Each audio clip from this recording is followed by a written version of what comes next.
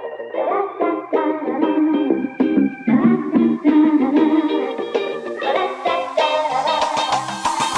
is up everyone, welcome back to another top 10 video where this time, we're going to be counting down the best plays from the 4th week of competition in Stage 4.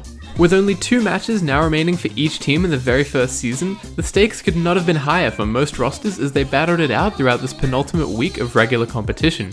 With a loss to the Boston Uprising and a heartbreaking reverse sweep loss to the Philadelphia Fusion, it's almost a certainty that the Seoul Dynasty will miss the very first Overwatch League playoffs. It's crazy to look back and think that just prior to the first week of competition, fans around the world had Seoul pegged as the absolute favourites to win it all. Speaking of winning though, the LA Valiant continued their exceptional run as they now move to 8-0 in Stage 4. With wins over the London Spitfire and Houston Outlaws this past week, they cemented themselves as the top team out of the Pacific Division and ensured that they receive a bye week throughout the playoffs.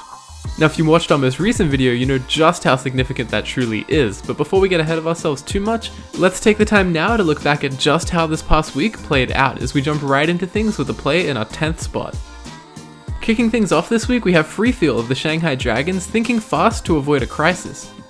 In what proved to be an exceptionally close series, Shanghai nearly picked up their first win of the season but ultimately fell just short against the Florida Mayhem.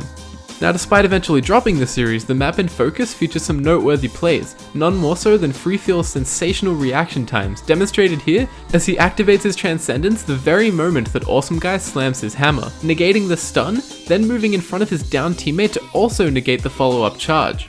An incredibly well-timed play sent the Mayhem back to spawn for the time being. Shatter in! Oh, good response with the Transcendence, but he can't really save. Oh no! The body block was incredible! In at number 9 this week, we have a 2K from the epic matchup between the LA Valiant and London Spitfire. A 2K from Custer on the Mercy, that is. Barely even noticeable in real time, Custer actually had a substantial impact on the outcome of this teamfight as his incredible game sense flew him towards a weakened Birdring and Nuss, whom he eliminates with no real difficulty. Sorry, these are the type of plays you gotta make. Oh yes! Let's go!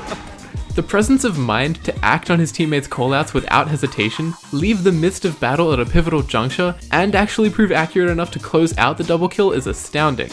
Without a doubt one of the most effective support players in the game today. Coming in at number 8, we have another play from the Shanghai Dragons as this time, Fearless puts on a show as Reinhardt in this series against the Boston Uprising.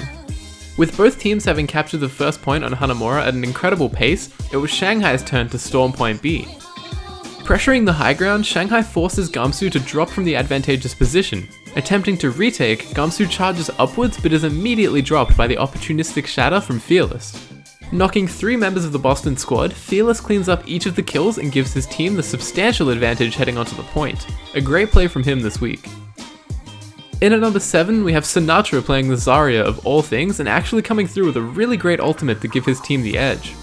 In a difficult series against the best team in the world who, as Monty loves to point out, have very clearly been sandbagging of late to conserve their players and withhold strategies for the important weeks ahead. Can't fault them for that. But throughout this difficult series, San Francisco did see some success, especially on Oasis, and in large part thanks to the heroics of Sinatra. As the clock dwindles into overtime, few members of the New York team remain above the objective. Reacting accordingly, Sinatra sticks them to their chosen vantage point and wisely ensures that they fail to even so much as contest the point. A really great effort from the Shock as a whole throughout this map, and an excellent way to close things out as they tie up the series 1 apiece against MYXL. Coming in at number 6, we have one of the most daring spawn camps that we've seen in quite some time, and boy did it pay off for the Seoul Dynasty.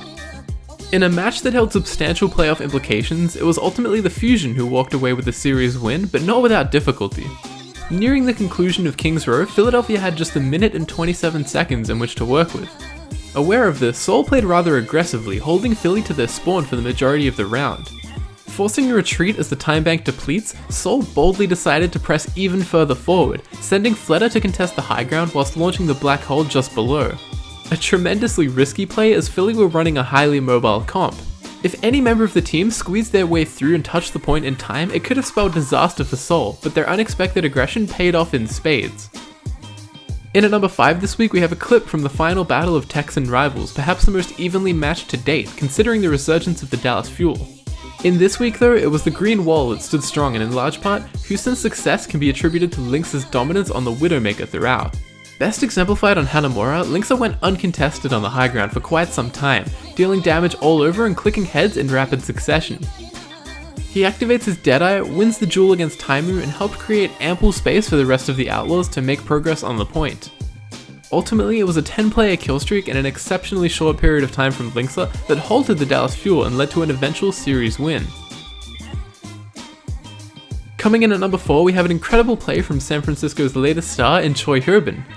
As the first phase of Lijiang Tower drew to a close, it was the Shock who found themselves in danger, coupled together by a Graviton from Hopper.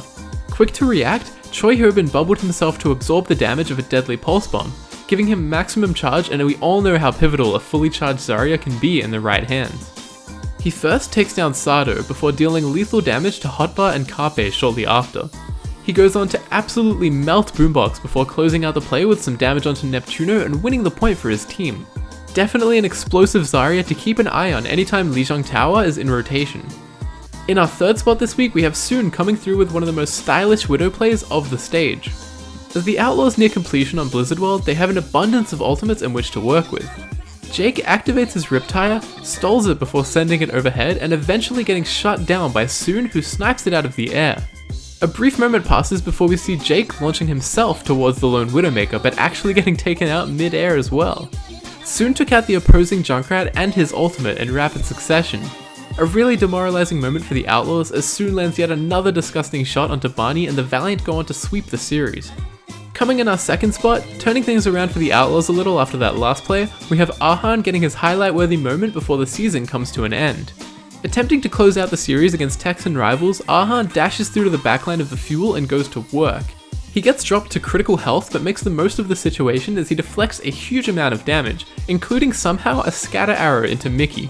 Slicing through, he then takes out Unko and the Baby Diva before helping to burst down Harry Hook and Seagull shortly after, culminating in an exceptional multi-kill that saved the checkpoint for the time being.